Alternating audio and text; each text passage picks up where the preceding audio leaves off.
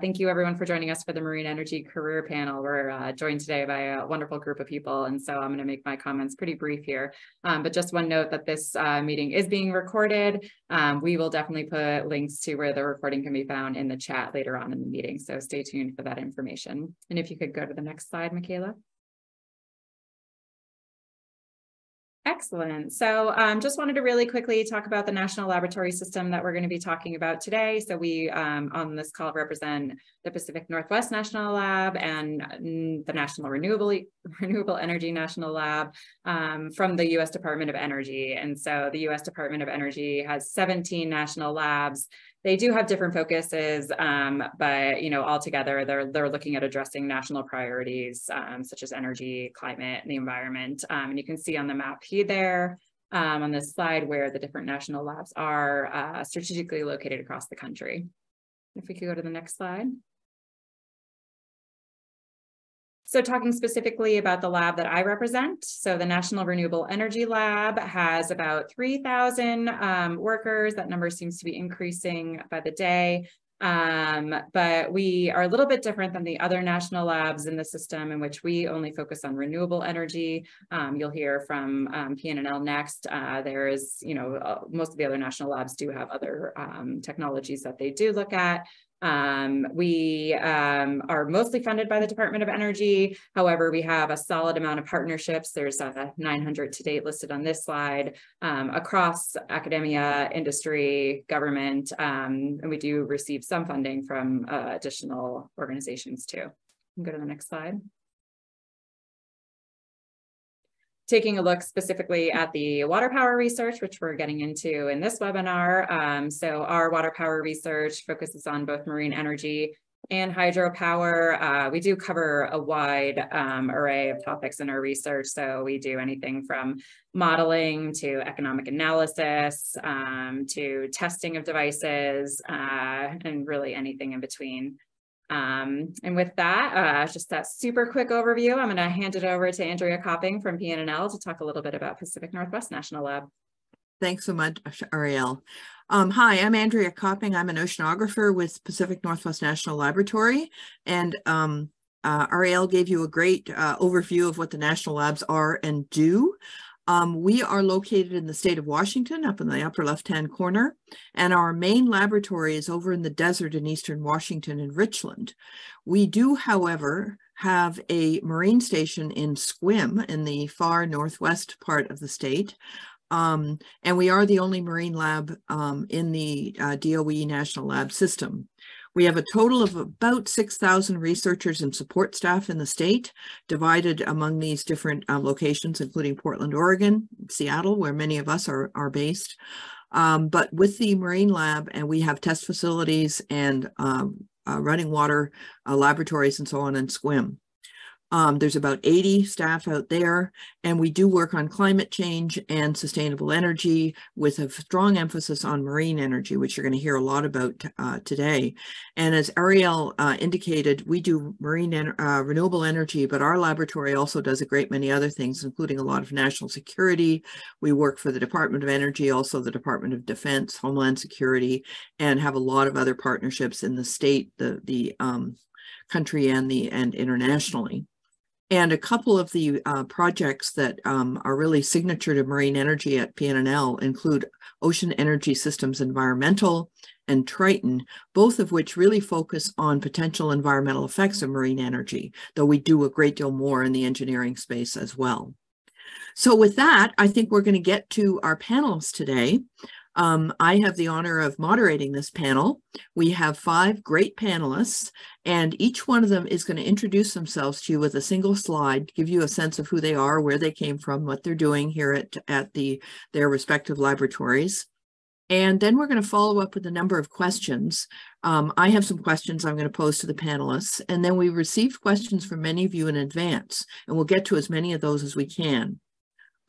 If you have more questions, please post them. Go to the Q&A part along the bottom of your menu here and post those questions. And if we don't get to them live, we'll answer them online so you'll be able to see them. And it's being recorded. And with that, I think we'll just move right ahead. And our first panelist is Michaela Freeman with Pacific Northwest National Lab.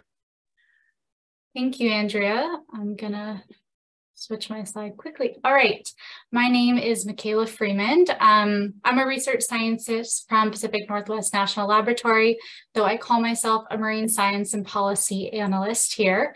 I've been at PNNL for about 6.5 years. I have an undergrad degree in biology as well as a minor in environmental policy. So I really try and pair those two worlds together, based in science and understanding, and bring together the policy side, stakeholder engagement, and everything.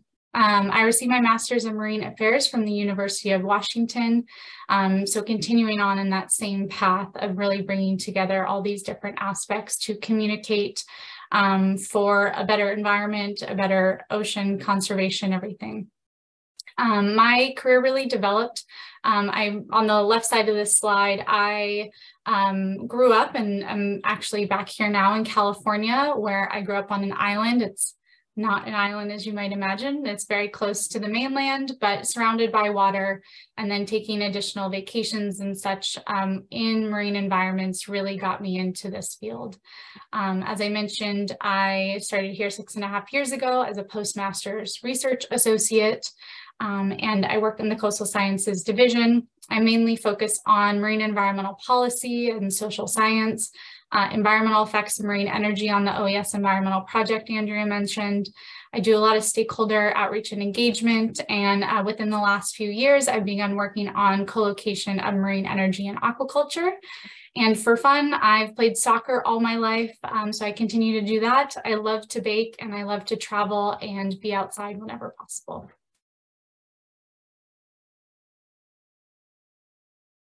Thanks, Michaela. Allie's up next.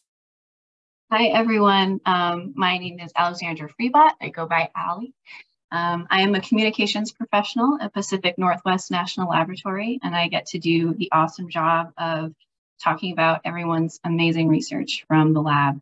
My background is actually in research. So I got my PhD in oceanography and then transitioned into science communications. And I can tell you it's interesting to transition careers so dramatically, but it is exactly what I wanted to do. And I'm very happy and excited to get to do science communications every day.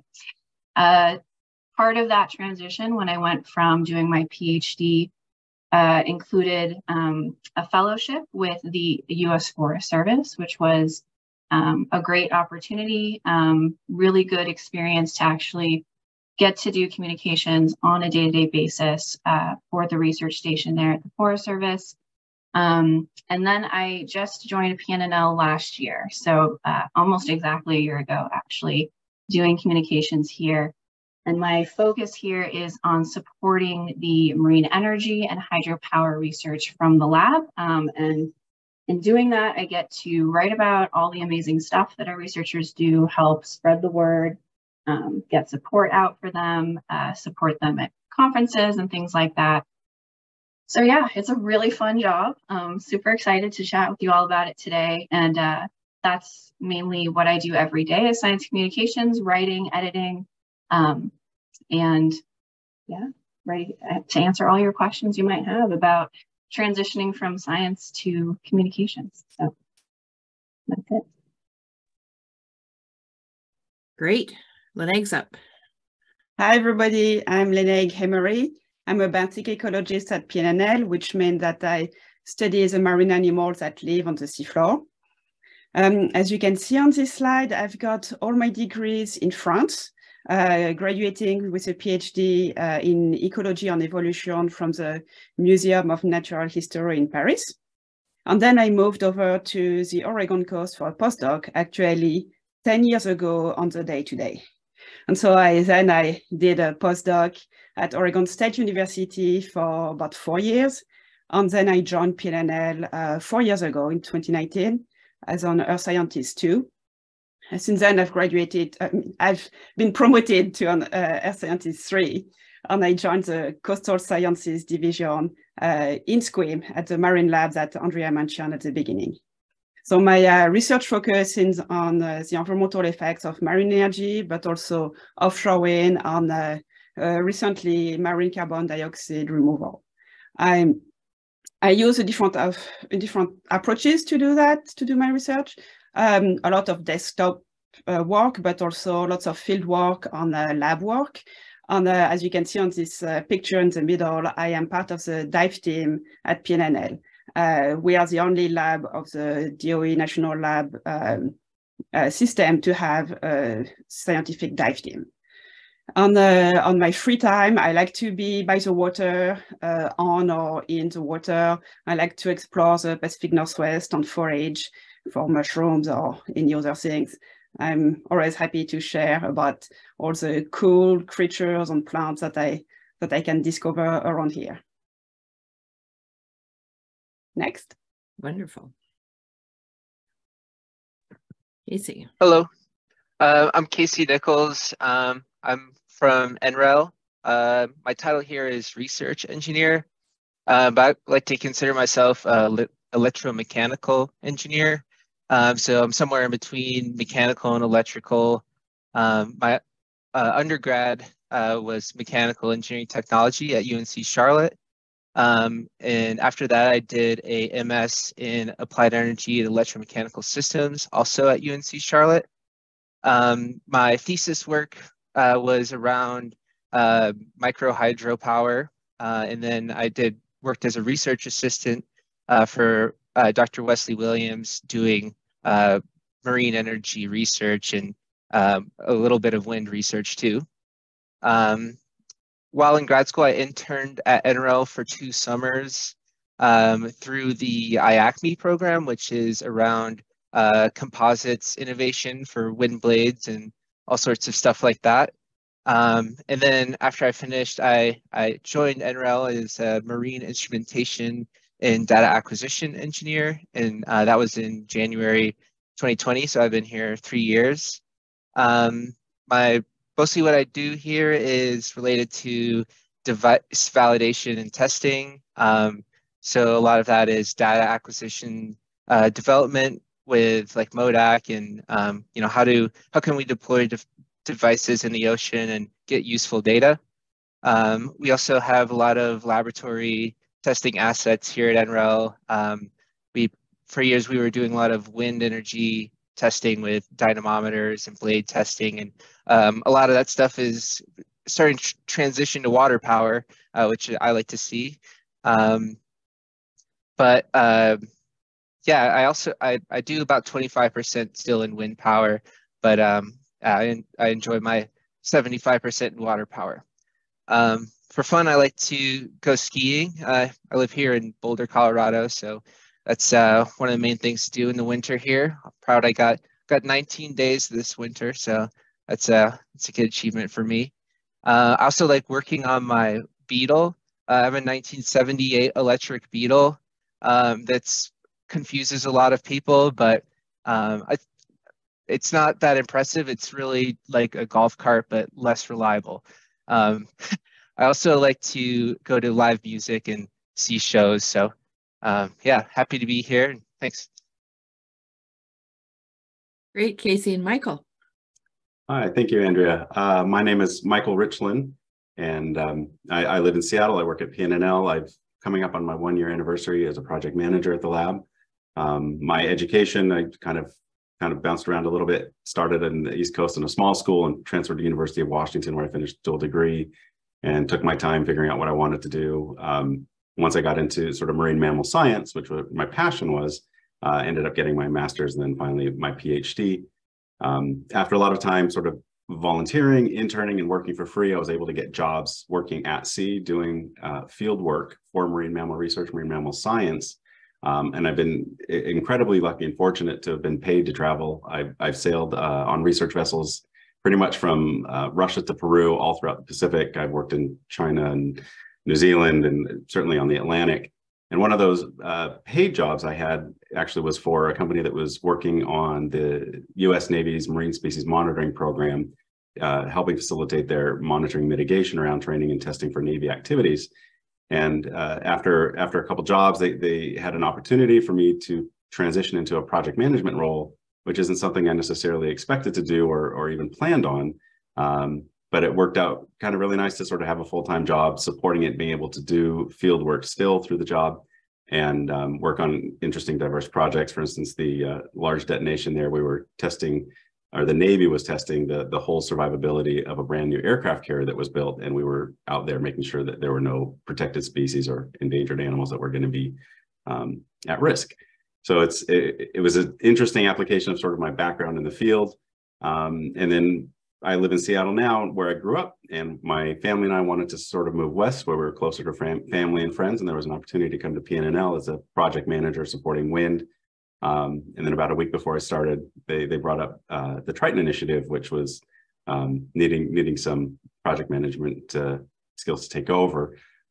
Triton is marine energy. We're looking at sort of the environmental impacts or potential environmental impacts for marine energy, and we're conducting research on technologies and methods, trying to reduce the barriers for testing to get things in the water. So it's a great application of sort of the field background, the project management, still being able to support, the critters and the environmental conservation aspects that I enjoy.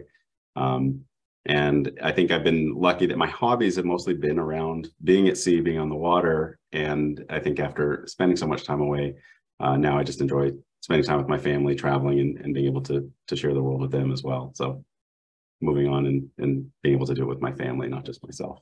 So thank you. Thanks so much, Michael. Thanks so much, everybody. Those are great, varied backgrounds. And I think anybody listening can hear the enthusiasm and passion in everyone's voices for what they do. So I'm going to spend a little bit of time with some questions I have for the panel. And I think I'm just going to go down one by one in the same order you spoke before. And you've answered some of these already in your introductions, but let's just see where this takes us. So I'm going to start with Michaela, and each one of you, you sort of told us how you got involved in your area of study. I wonder if there was an aha moment you had anywhere there. And also, what do you wish you had known as an undergraduate or a graduate student that would have better helped prepare you for this job? And what would you suggest for somebody who wanted to get into this field? So any or all of that. What do you think, Michaela? Yeah, great questions. As far as the aha moment, I showed a picture of a sailboat, and it was certainly my family on a sailing trip where, we were scuba diving, we were snorkeling, we were just in and around the water every single day for 2 weeks. And it just showed like the magnificent marine environment to me. And I was like, yep, this is what I'm doing. And the next few years, that was in high school. So the next few years in high school and college, I really tried to maybe not shift my whole life. Like I was a soccer player, so I wanted to go to college and play soccer, but I also wanted to make sure that I can have the background to come out of college and do what I want to do. There wasn't a marine biology program, so I took the one marine biology class. I made sure that anything I could do that was marine adjacent, if that was my research project for a course, that's what I was doing. So really trying to kind of fit it in to where I was at and really develop those skills as I went. And also try out other fields. So I did some land-based conservation work through a field school in Africa, but I also studied abroad in the Caribbean. And so I kind of tried out these different areas of conservation and stakeholder engagement to see where I really wanted to end up. And the ocean was just drawing me back each time. So here I am. And I know you had a second question. So were there things that you wish you had heard or learned when you were an undergraduate or graduate student that would have made this better, easier, whatever? And also, what would you advise others that wanted to get into something similar to your field?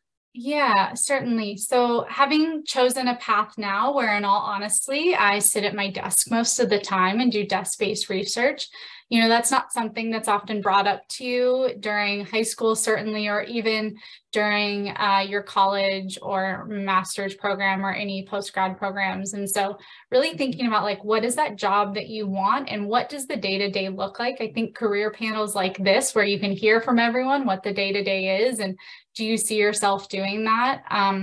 For me, the biggest thing is to try and pair my desk-based research with working with wonderful people like you have here, and also making sure that, I get out into communities and I'm doing stakeholder engagement and talking with the people doing the research that we're bringing into our OES environmental initiative and then sharing with the broader marine energy community.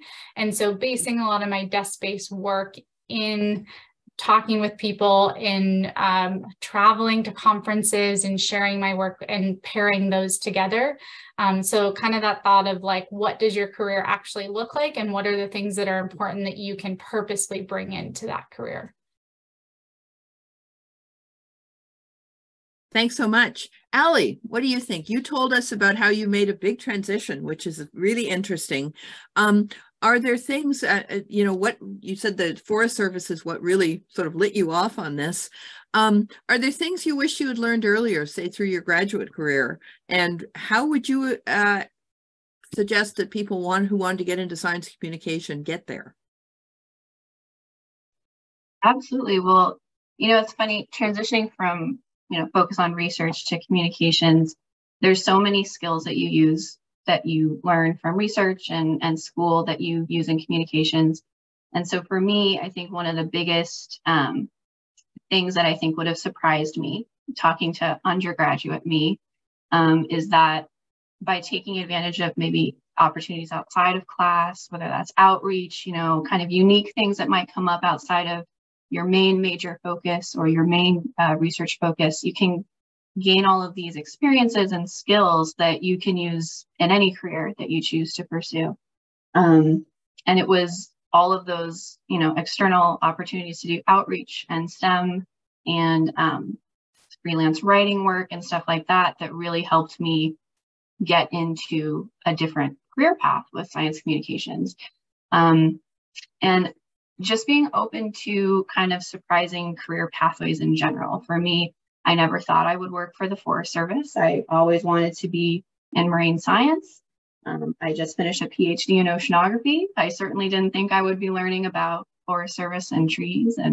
But it was an incredible experience purely because of that. I had the opportunity to ask questions outside of my own career and knowledge base, and really kind of grow as a communicator versus a researcher. So it ended up being a really fabulous experience. And so I guess my main takeaway, my aha moment would be those things that you don't expect on your career path, or those kind of left turns in your career path, can actually be some of the most amazing and formative experiences. So be open to those and open to those learning opportunities. So.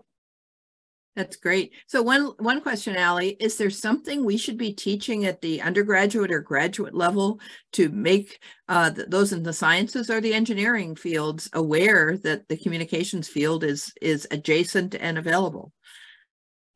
Definitely. I personally always really just loved writing and editing, but I think some of the things that really helped me in classes like that was when I would do like peer reviews with my other fellow students or other researchers, reading their writing, learning how to give, you know, positive feedback, actually like working with people doing writing and editing, that was really helpful. So I think as far as course wise, making people aware that, you know, taking courses outside of your major, maybe in writing and editing, those can only help you with whatever career you choose to pursue, having those skills. And so at least for me, that was really a useful experience during my science classes, just working with other students on their own writing and editing. As far as like any new classes I would recommend, I think just having more opportunities like this to see where PhD and master's researchers end up in career paths is so helpful. As a student who was in, you know, who did research and was in science, I didn't hear often from science communicators or, you know, people in policy or anything like that. And I think opportunities like this to hear about that, to hear about these really important career pathways that are not just pure research or just separate, you know, different applications of a research degree are incredibly helpful. So. Terrific. Great. Thank you so much. Lene, you didn't tell us much about your origin story with the oceans. What was your aha moment? What do you wish you had learned more of or differently? And what's your advice? Yeah, sure. So in France, I grew up on the Atlantic coast. So like Michaela, I was always by the water, on the water, in the water. And also, it might seem cliche, but France is a country of Cousteau. And so I grew up in those stories of all his explorations and actually not watching his documentaries, but reading graphic novels about his adventures. And so I wanted to be a scuba diver and walk on the seafloor. And I did a lot of internships on classes that was related to marine work, and especially biology and oceanography. And during the summer between undergrad and master, I spent 2 months in New Caledonia, which is a tropical French island next to Australia. And there I fell in love with crinoids, which are cousins of sea stars and sea urchins and sea cucumbers. And all what I wanted to do was study crinoids. And so I talked around to people at that marine lab, and they gave me contacts of 2 scientists in France and 1 in Florida who worked on crinoids. And so I contacted them and ended up doing my master and PhD with those scientists in France, so at the Museum of Natural History, and learned a lot about crinoids, a lot about ecology and evolution of those organisms, went down to Antarctica to study them. But then I couldn't find a postdoc on crinoids because it's such a niche. And so I learned how to apply all the skills that I learned in master and PhD to other fields. And that's how I ended up in Oregon using the data analysis skills that I learned with my crinoids, and apply that to site characterization for wave energy on offshore wind off the coast of Oregon. So that's what put my foot into the marine energy realm. And in all that process, what I really learned was that connections are really important for your career. As an undergrad student, I was very shy. I learned as I grew up that you can actually go out of your comfort zone and talk to people and learn about what they're doing and the research you're interested in, and ask for meetings, and eventually you land an internship, and then you land a postdoc, and then eventually you get your job, all through that network that you built over time. PNNL is all about connections, and working on projects is only possible with all the connections that you build through your career. Great answer. Thank you. Casey, tell us a little bit about how you decided you wanted to be an engineer, and what you would advise, because you're really the engineer on this panel, that what you would advise engineering students or those going into engineering if they wanted to work in a field like this. Yeah. So I guess before I started my school in engineering, I worked as a plumber for a few years, and it was pretty easy to decide I wanted to go to school and be an engineer and do something else. But like while I was in school, I did a bunch of odd jobs, and I did some internships that maybe weren't my first choice, but they ended up being great experiences. So one summer I worked in like HVAC controls. So I was working on construction sites in the North Carolina heat. I also did a summer working for a lawnmower manufacturer, and I was doing testing of the lawnmowers. And it's kind of funny because the skills I learned in those 2 internships actually are super useful for what I'm doing now. But like with those jobs, it was for a company, and the mission wasn't really something I was too excited about. So it was pretty clear that I wanted to switch into working in renewable energy and contribute to, making the world better, and hopefully 100% renewables by 2050. So yeah, I with those experiences I had in those 2 other internships, it was actually a lot easier to get an internship that's more related to marine energy or renewable energy in general. So I guess my recommendation to everyone is, maybe if there's not an opportunity in marine energy, go learn some other skills that'll be useful. There's a ton. There's like the problems we're solving in marine energy, a lot of other industries are dealing with. Just like a few is like electric cars. You know, regenerative braking is basically taking a moving object and making power from it and storing it. So if we could bring a lot of that knowledge to marine energy, we could accelerate development. Also, there's, you know, marine or marinization. How can we make things last in salt water? I think we all know that that's much harder than it sounds. So build skills there. And, you know, there's a ton of other industries I could go on. But when you build those skills, you can come back and say like, oh, look what I know, and look what I can apply to marine energy, and hopefully we can have some really great systems out there soon.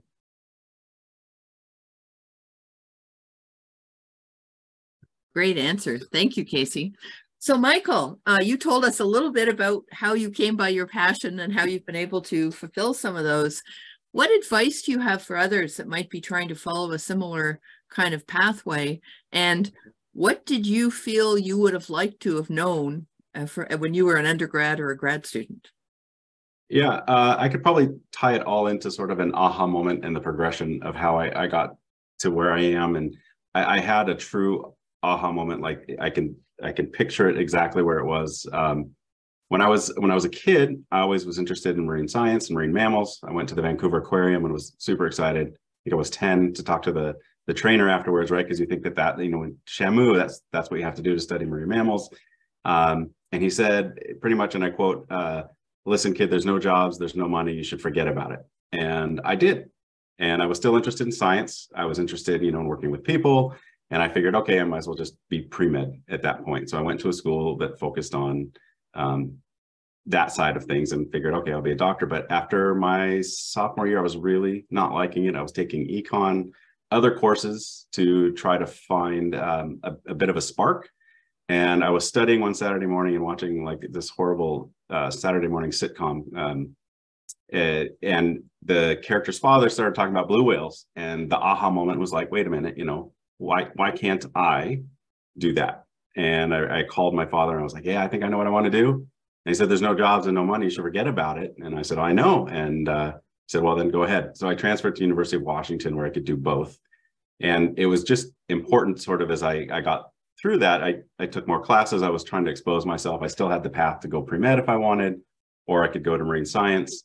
After a few internships and I was able to get a position working on somebody's final season of PhD data collection, and we were living in our tents, chasing killer whales all day. And I realized that, you know, that's it. You know, I may not be able to ever afford waterfront property, but at least I could do it for a job. And it was awesome. And I knew at that point what it was that I wanted to do.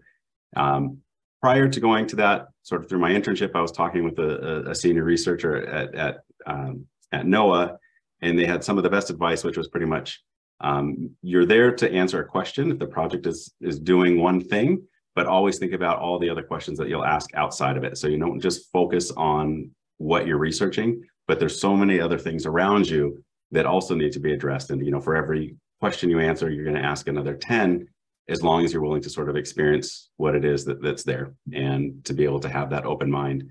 And looking back, I think it's important as far as undergrad and coursework is to always be open to new things, to take diverse courses, to better equip yourself. I think oftentimes people get stuck on studying a particular species or topic or even method when really they need to be focusing or should focus on the question in the topic area that you want to do. So if you're interested in marine energy, there's so many different facets to it, you know, and not just actual power generation or deploying a device. And for me, I was interested in bioacoustics, so the sounds that the animals made. But I realized that I'm a biologist and I needed to learn some of the engineering. So my graduate work in my PhD was working with an electrical engineer to try to become an acoustician who studies biology as opposed to a biologist using acoustics. And after a while, I realized I am the biologist now who has a better understanding of acoustics. but I think having that experience really helped me to get to where I am and be able to apply it to all the things that I do in my job. You know, now with marine energy, being able to take the technical skills and put it to sort of a practical use and working to support the industry that is moving forward in such a great spot right now. Great. Thank you. Fantastic answers, all of you. So I have a question I'm going to toss out there and to anyone, but I'd really like to hear from each of you. So did each of you have a mentor or any mentors along your career path? And how did that help you? And probably most importantly for a lot of our audience, how did you find a mentor? So anybody want to go first? If not, I'm going to call on Allie. Okay. I had a lot of really key mentors, I think, that have helped me throughout with different things. In undergrad, I actually went to Arizona State, which is nowhere near an ocean. And I was able to do some undergrad research work there that helped me get into grad school. And that undergrad mentor, that professor was just so incredible.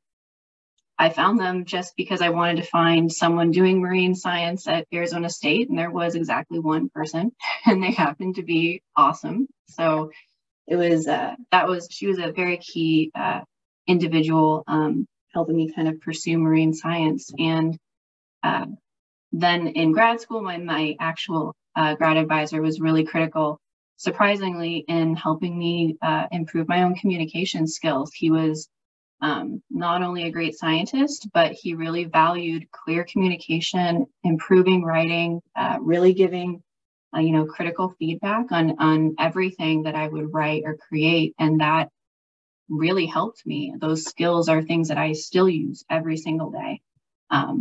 So he might be surprised to hear that, and probably not what he planned on me mentioning as the main kind of takeaway from my working with him, but he was really key in that. And then to transition to kind of science communications, I reached out to actually the alumni network at my grad school and found people through that who were starting a small writing editing business. And that's where I got some of my first freelance jobs and experience that helped me then get a fellowship in communications.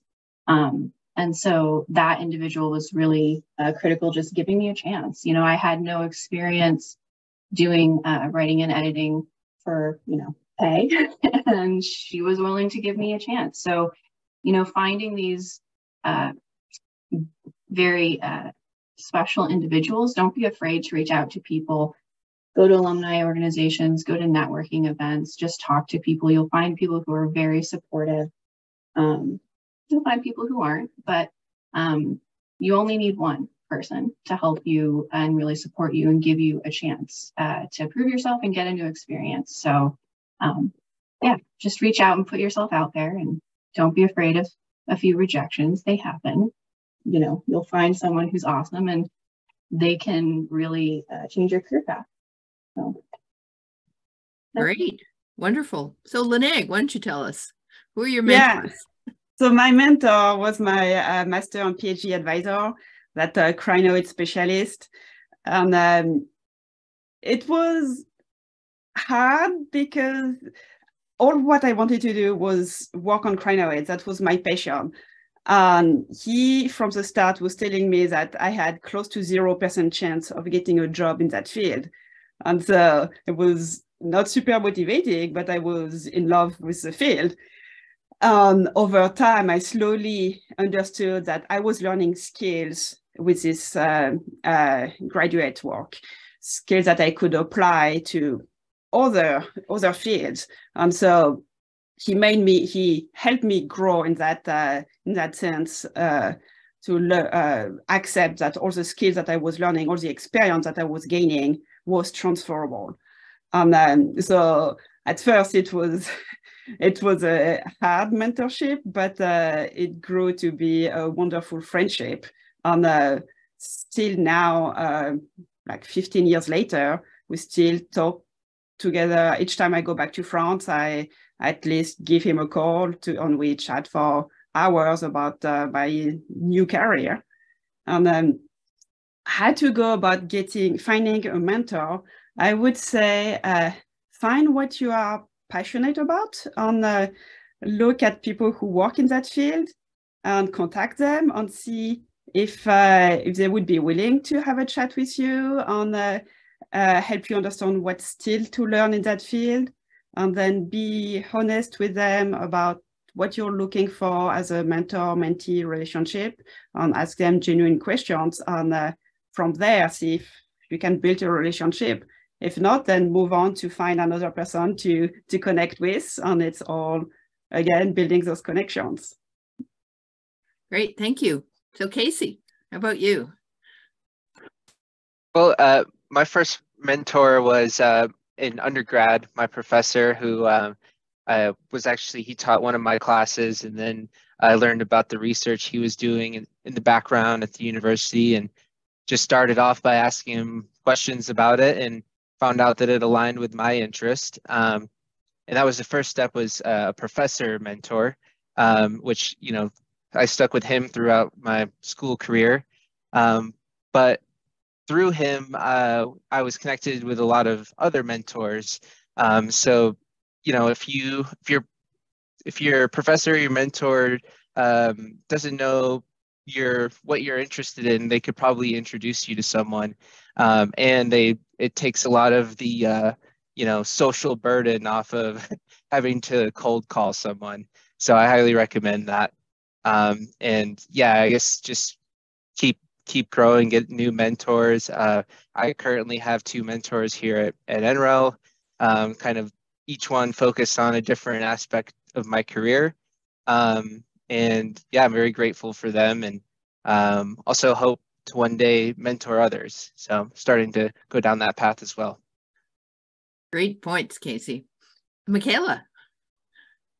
Yeah, so I'd say that my master's thesis advisor was a big mentor to me during that time, trying to set up my thesis question and what I was interested in beyond just general you know, ocean conservation and work was really challenging for me when I came into my master's program, and there was so many possibilities in the way that the program was set up. It really lets you create your own kind of path and what you wanted to focus on. You could take classes in other departments and pair that with those marine and environmental focus courses. So he really helped me to define what I was interested. I ended up focusing on marine spatial planning. At the time, Washington State was going through their process, so he really encouraged me to attend council meetings and follow that and find a specific area that I could contribute to.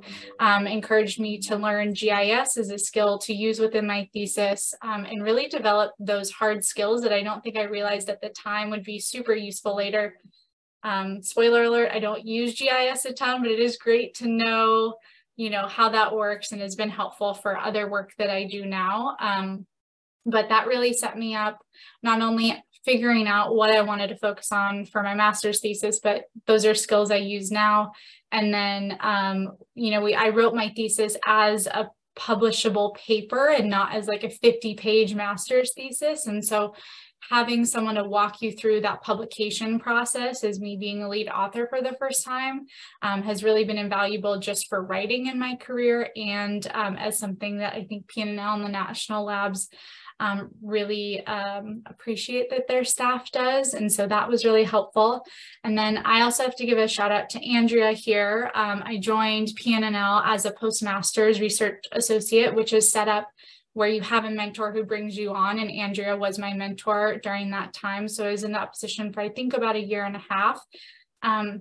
I knew not much about marine energy. You studied it a little bit in my master's program, but I remember coming out of that, I was like, what does a master's of marine affairs even mean to people? Like, I know what it means to me, but who is going to think this is super useful? I need to be able to describe my skills and how that works. And Andrea is familiar with the program, so that helped, but also I think saw something in me and helped me learn what marine energy was and environmental effects, and really bring me up to speed with the OES environmental program.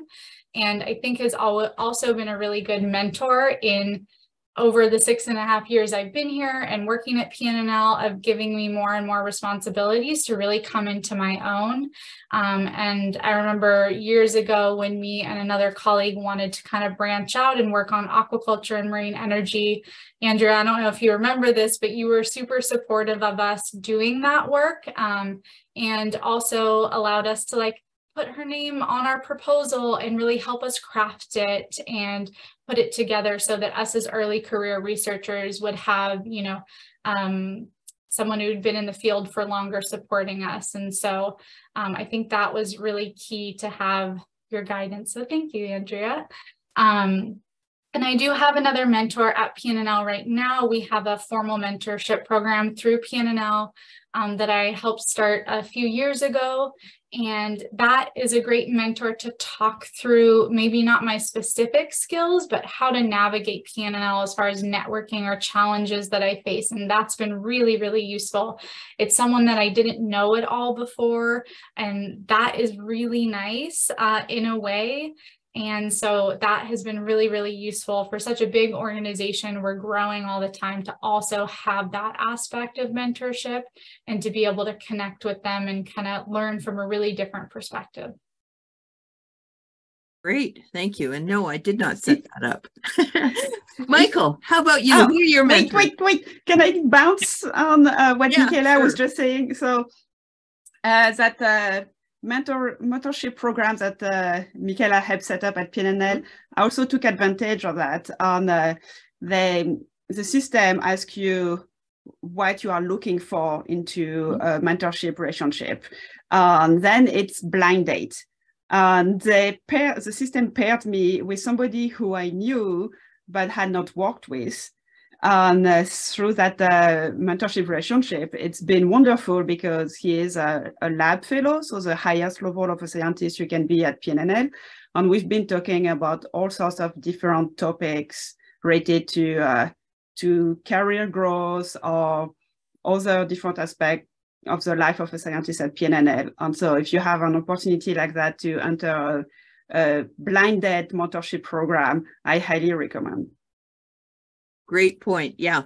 I think these formal mentoring programs are being set up, and I think they're really something to take advantage of. Great. Thank you. Michael, who are your mentors? I feel like I've had so many, and I've been fortunate along the way to be able to have a lot of people sort of lead by example and help champion my efforts and provide opportunities. A lot of them end up just being chance encounters, and you just have to put yourself out there and make an introduction sometimes, and it may be cold call or just conversation or just something casual, but being able to nurture those relationships is really important to be able to provide opportunities. And then of course, if something does come up and you're able to work with somebody or establish a relationship, then being able to work hard and prove it, because ultimately they will be able to help propel and push you along. And you can learn so much more outside of a formal mentor-mentee relationship.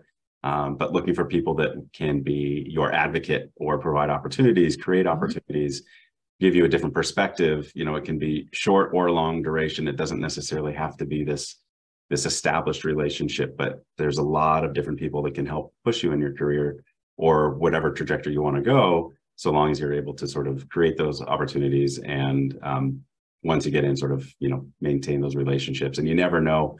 I've gone 15 years between seeing people and coming back and catching up, and then realizing that they are still very much a mentor, leading by example, or just catching up casually or socially and realizing that, they had more of an impact on me than perhaps, my advisors or whatever else in any capacity.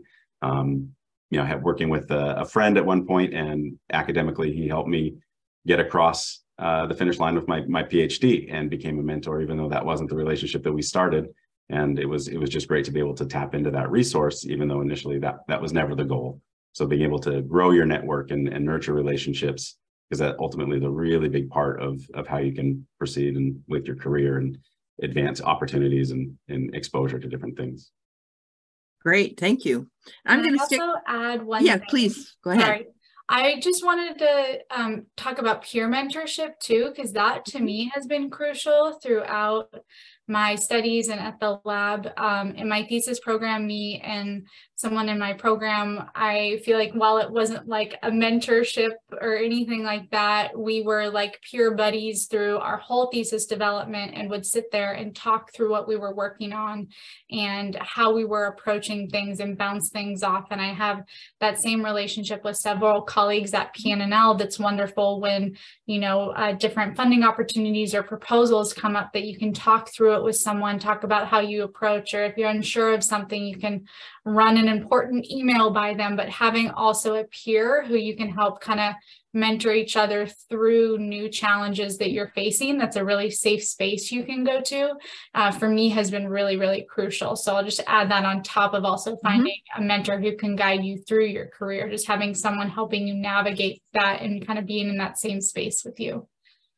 That's a great point. These are all great stories. And I think that's what Michaela just mentioned really demonstrates the range of who a mentor might be. It might be someone you didn't expect. It might be the formal mentorship process through graduate school or through something like the lab. It can be peers. It can be the mentors you pick up along the way you never expected to. So that's great. So I'm going to go back to Michael again. And because you've been here, you may have been at the lab the shortest of anyone, I'm not sure. But what about somebody that would want to get into marine energy from another career, another field? How hard do you think it is? How reasonable is it to go from one field to another? And what are some of the sort of lessons or ideas that they might want to approach that with? Yeah, that's a very good question.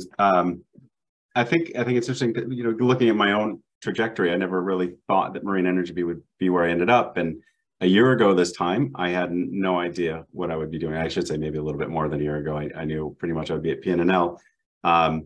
But being able to just build diverse skill sets, right? So focusing on a topic, if you're interested in marine energy, and like I was saying before, you may not necessarily need to go forward ahead with exactly what you expect to study, but being able to draw upon different experiences and having a diverse background, it's always transferable. You know, if you're an engineer, it's applicable across so many industries. And as a biologist, I wasn't expecting to be in marine energy, but here I am working on sort of the conservation aspect, the environmental aspect, and it's all applicable to what I'm doing now, even as a project manager, being able to provide technical guidance and assistance.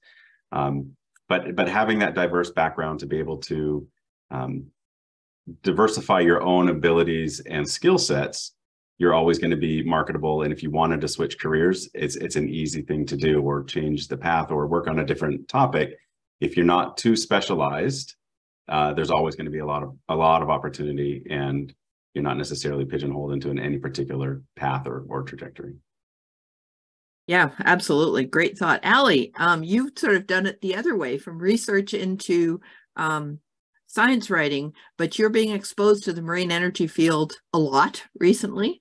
What are your thoughts on that? How easy do you think it is for people to get into this marine energy stuff?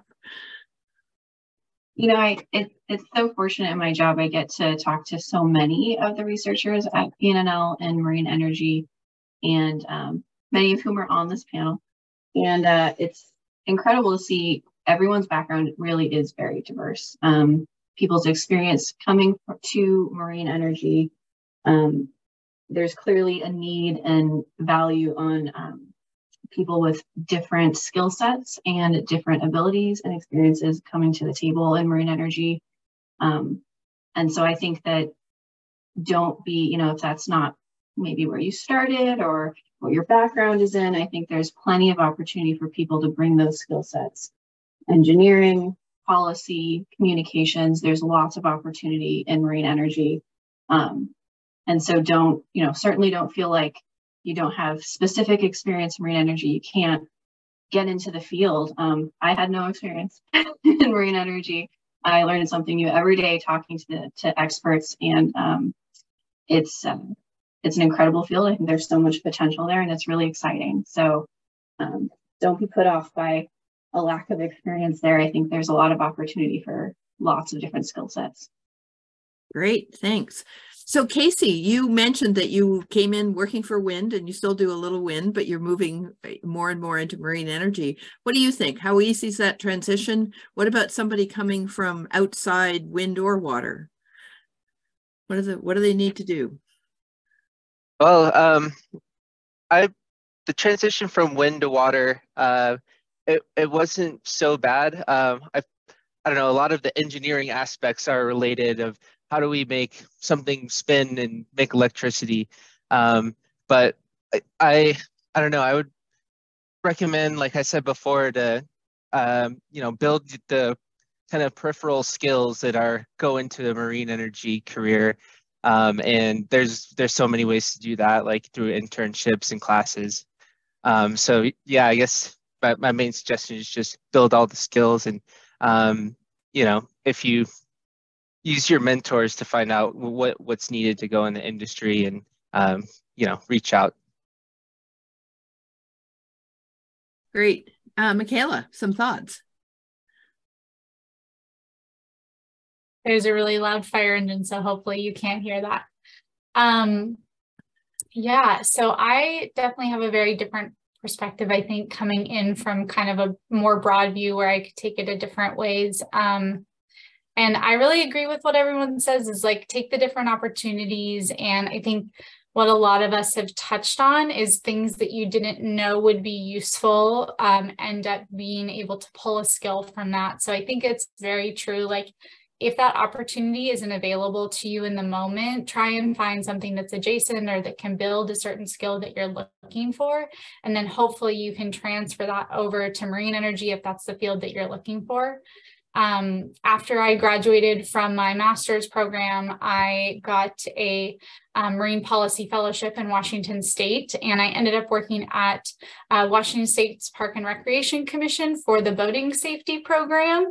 And that wasn't really something I anticipated. I wasn't like super stoked for that opportunity, but I was really excited to be a part of the Marine Policy Fellowship and knew that I could learn a lot from that, even though I wasn't quite sure how boating safety fit in with that. I ended up being the paddle sports safety program coordinator, and, was kind of struggled with it. It was a long commute too, so there were a lot of things in there that I maybe kind of had to like walk myself through all the time and be like, this will be good, this will be great. And coming out of it, I really now have an appreciation for that year that I spent in that fellowship, even though at the time it might have been a little bit challenging. But I set up my own paddle sports stakeholder committee and contacted people all throughout the state of Washington from different sectors, and I brought them together and I organized the committee, and we talked through what would you want a paddle sport program in Washington to look like.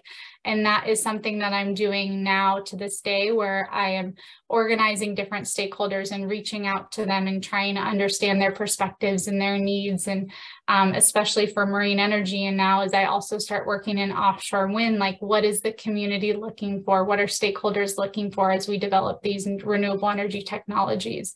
And so even if something feels challenging in the moment, see if you can pull out those skills that you can use along the way.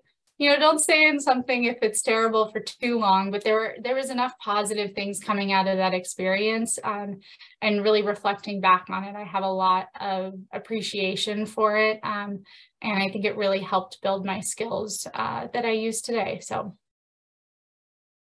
Great. Lynette, how hard is it to get into marine energy from something else? I wouldn't say it's hard at all if you are motivated and really want to contribute to the field. Like everybody said, you probably have some technical skills that are transferable even remotely. The marine energy field is so diverse that it's not all about mechanical or electrical engineers or physical or biological oceanographers. We also need economists or social scientists or lawyers. So all sorts of fields work around marine energy. In addition to the technical skills, I'd say that human skills are also very important. It's a field where there is lots of connections among scientists, on developers, on regulators. And so if you have good human skills that help with those connections, then that's very valuable. I'd also add that there's never been a better time to work in marine energy. Like in the 6.5 years I've been at the lab, like there's been a massive shift in like the funding that's available for the research here, and just the sheer number of staff at PNNL that work on marine energy. Like it has never been a better time. And so I think that's really, really encouraging and hopeful. So I just want to add that in. Fantastic. Lots of new companies too. Yeah, Casey, go ahead. Oh, I was going to add that the same idea that a lot of the industry is startups, and with startups, their positions are often, not on LinkedIn or Indeed. So it's good if you want to get in the industry, you got to know all the startups, and it's worth cold calling them to see what opportunities they have. So that's what I recommend. It's a really good point, Casey. We're all here really trying to get a new industry off the ground, start generating clean marine energy and all the pieces that go along with that, including protecting the ocean. So we're going to go into a lightning round now. I would like each of you to give me a really brief answer on what your day-to-day looks like in your job. And I'm going to throw it at Michaela first. Somehow I knew that was coming to me. Okay. Quickly, so I work on about 5 to 6 projects at a time, sometimes less, sometimes more. So my day-to-day is really juggling those different projects, different tasks I have for them. Right now I'm trying to draft a chapter for our upcoming State of the Science report. I am managing a project that's just starting. I am trying to get our permits together for field work that we're having another colleague do for our Puerto Rico aquaculture and wave energy work. It's a lot of desk space, but it's phone calls, it's meetings with team members to think through what we want to do and make sure that we're on the right path. I'm thinking through stakeholder engagement for our Puerto Rico aquaculture and wave energy project and the next step, since we just finished up a workshop there. So it's really just juggling these different things and also connecting to people. I get emails all the time from someone doing research. I just received one, I think, from someone at a different national lab working in the aquaculture marine energy space that's interested in talking about it with me. And so setting up a meeting later this week for that. And so networking, even if it might not be something that will lead to a project right now, but making those connections within your lab, within the industry. And yeah, doing this panel too. I'll add webinars and other events are part of that too. So I sit at my desk a lot, or I stand sometimes too. But yeah, it's meetings, it's working by myself, it's collaborating, and it's also thinking through new ideas of additional projects that we can start. Great. Busy, busy. Michael. Yeah, I think Michaela touched on a lot of the things that you do sort of as a project manager. I think I was at 3 or 4 different projects, maybe even more, but you kind of see a project through the proposal, the inception, formulating an idea, getting it together, getting a proposal together, then doing the behind the scenes work to get the permitting in place and whatnot. But larger projects like Triton, which does, they're complex and dynamic, and there's a lot of field efforts. So there's the permitting, a lot of different things to balance and juggle. But I look at my role more as a facilitator, trying to help enable the other staff and the task leads, the researchers, to be able to do their job more effectively and releasing some of the burden on things like budget or dealing with management.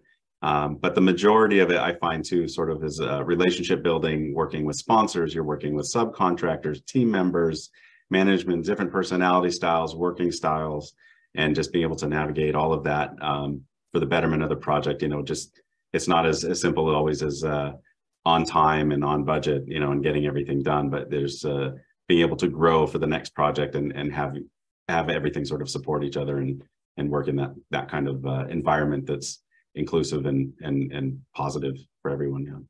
Great. Allie, what's your day-to-day look like? So my day-to-day is also a lot of project management because I do communication support for all the marine energy and hydropower research at PNNL. there's a lot of different projects that need a lot of different things at a lot of different times. And so that's actually something I really like about my job. Not always working on the same thing, but any one day probably consists of a chunk of writing and editing time, actually creating content, whether that's for the web, flyers and brochures, maybe it's writing a video script about a project, could be writing social media, and then coordinating projects across our graphic design team, our social media team, and our news media team. So it's a lot of coordination. It's a lot of meeting with people throughout the day. I think my favorite part is when I get to interview scientists and actually talk to them about their super cool work and learn something new every day. Yeah, so lots of desk-based work, meetings, writing, mix of all that. Great, thanks. Lene, what do you do day to day? What I do a lot of what Michaela and Michael described, not as much as what Ailey described, but being at the Marine Lab in SQUIM, I also get to do field work or lab work. So that's the most fun part of my job. Right now, it's a little bit the dead season, but field work should pick up in the next week or so. And so there's a lot of organizing ahead of the field work, or the administrative part of it. But then when you're on the field, it's getting all your gear together, meeting with the team to talk about what we are going to do, and then getting into water, collecting the stuff, going back to the lab, rinsing, doing it again, all these things. That's a lot of fun. And I have the chance to also mentor some students, postbachelor, postmaster RAs, or summer interns, so mentor them in the desktop work that they do, but also lab work and field work. That's really awesome. I really love having the students and seeing how motivated they are and excited about the work and guiding them through their work. That's a very good part of my job. Great. Casey, what do you do day to day? So I guess like right now I have like a laundry list of things to do, and some of them I have a clear solution for, and I just need the time. And then a lot of things it's like, well, I need to figure this out. And so it's, unknown amount of time, unfortunately. So another part of my job is dealing or being in meetings with project managers and I'm on the other side, and, very carefully trying to plan a project. And I'm like, well, I don't know how long it's going to take. So that's a fun part of my job. But outside of that, a lot of my day is pure focus time on solving these technical problems, doing a lot of coding, analysis, that kind of stuff. I really value uninterrupted time to focus. And then outside of that, I also am working with technicians a lot. I wish Andrew Sims was here today. He couldn't make it, unfortunately, but I work with him nearly every day. My job, or I couldn't do my job without his help. Basically, I put it on paper and he makes it happen. So I spent a lot of time working with him, trying to get things set up in the lab and solve problems with things we already set up.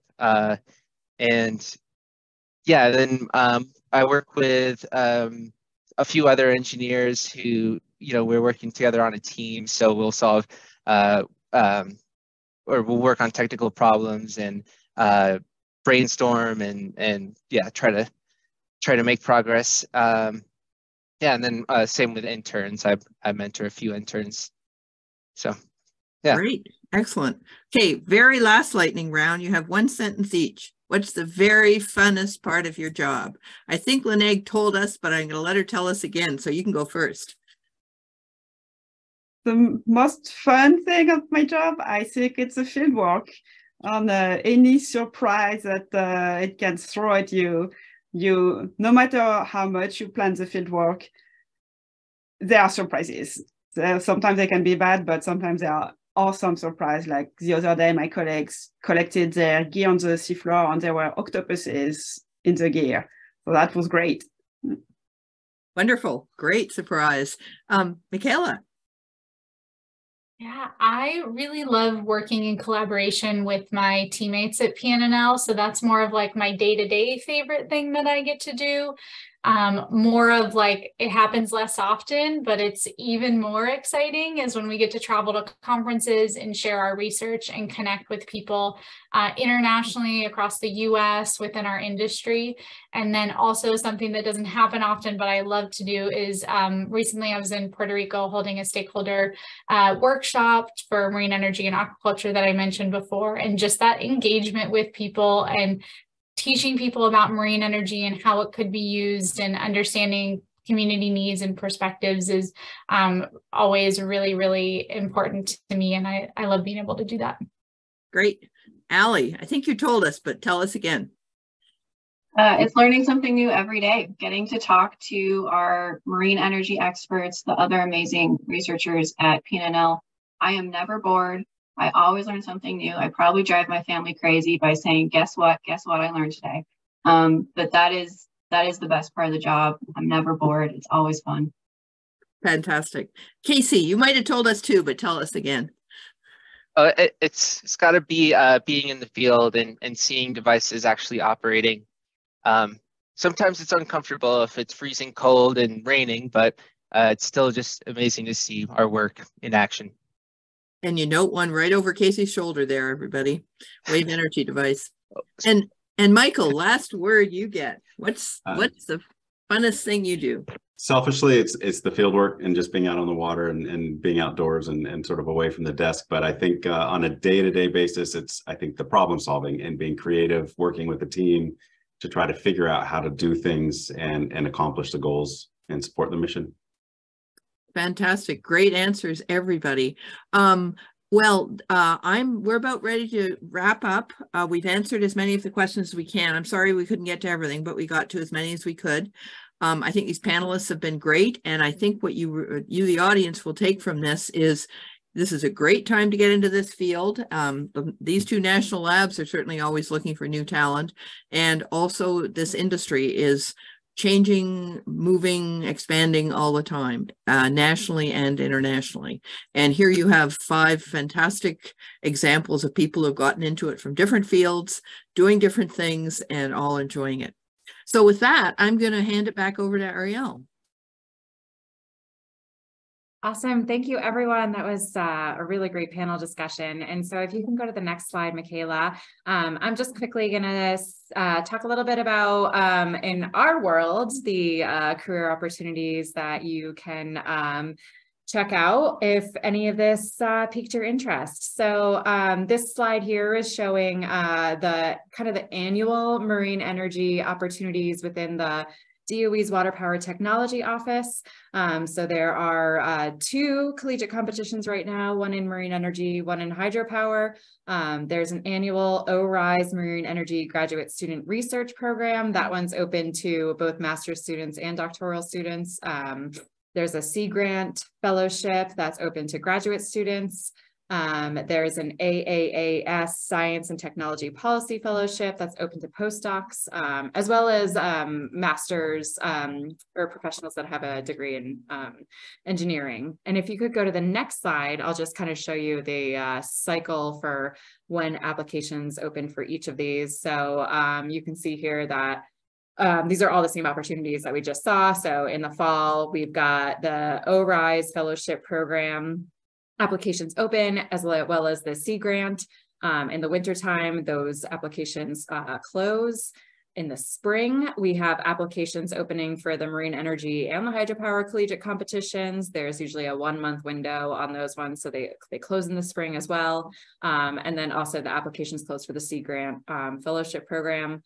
And then in the summer, another round of applications open for the AAAS Science and Technology Policy Fellowship, and the finalists are notified for the Sea Grant program. And if you could go to the next slide, and we will certainly be providing you links for all of these opportunities too. And so a really great program at the National Labs for the Department of Energy is the Science Undergraduate Laboratory Internships. We all just call that SULI since that's a bit of a mouthful. You can apply for typically 16-week internships at the national labs. That is for undergraduate and recent graduates. So check that out, those applications. There's a few different rounds. There's a fall, spring, and a summer term, and you can find information on those opportunities through our website. I will certainly say that we had quite a bit of people, at least at NREL, and I'm certain that that's true at PNNL too, that have started off as a SULI and then have gone on to either careers at the national labs or off to industry as well. So really great program to take advantage of. And just to note here that there's also a Office of Science Visiting Faculty program available at the laboratories for faculty within academia. So if you could go to the next slide. Just a few other opportunities to highlight here. On the right, you'll see that both National Labs, NREL, and PNNL have a postdoctoral fellowship program. Links are there. We'll throw them in the chat. Those are really distinguished programs at the National Labs. On the left, there's the Office of Science Graduate Student Research Program, and highlighting also the National Consortium for Graduate Degrees for Minorities in Engineering Science, including, or I don't know what the ink stands for, but that's that we call that the GEM program, and certainly have had a lot of wonderful students come through that program as well. Go to the next slide, please. And near and dear to my heart, just wanted to highlight the Marine Energy Collegiate Competition. So if you heard anything that was interesting today, but you're still in the middle of your academic studies, there is a competition that is open. We're now entering into what will be the 5th year with applications open right now for the Marine Energy Collegiate Competition. So this, you get to develop a concept of a marine energy device that's powering a market in the ocean or anything in the blue economy, really. You get to create a technical design for that device. You then get to test it, and then you get to pitch your plan to a panel of judges. And there's other opportunities to engage with your local community from there. And there is seed funding available for eligible schools, which is really U.S. institutions, for teams that are selected. So a little money goes along with that too. So those applications are open now. They close April 24th. So check that out on the website there. And then I think the next slide is the last slide here. Oh, no, 2 more. So this is just also to highlight some of the marine energy professional organizations. So the INOR organization, which is the International Network of Offshore Renewable Energy Professionals, young professionals, has really wonderful resources. They have a few different events throughout the year where you can engage with industry or your other, young professionals who are just getting into the space and kind of learn some lessons learned from everybody and figure out, how to navigate this world. SNAMI is also a great program. And then the Pan American Ocean Energy Student Network is another new program, newish. And please check them all out. They have tons of great resources available through their websites. Go to the next slide. And then this is the last slide here. So just, one last big thank you for joining today. We'll get the links to the recording out to all of you. And in the meantime, aside from the career side of things, if you are interested in learning more, there's some great resources listed on this slide. OES Environmental. I definitely will put a shout out to the Tethys Blast. It comes out weekly and it's just full of wonderful resources, whether it's just updates on, what's going on in the world of marine energy, but also career opportunities, webinars, events, all sorts of stuff so that you can continue learning. The Triton newsletter as well is another great resource to sign up for. You can also check out what's going on in NREL Marine Energy on our webpage there. And then the Primer STEM portal, which was created really to be a one-stop shop for all things marine energy in the kind of career development and educational space. So lots of really great resources on there as well. So with that, I'm going to close and thank you, Andrea. Thank you to the panelists. Thanks to everyone who joined today. And we look forward to possibly doing one of these again with some new panelists and new information. So thanks to everyone who joined.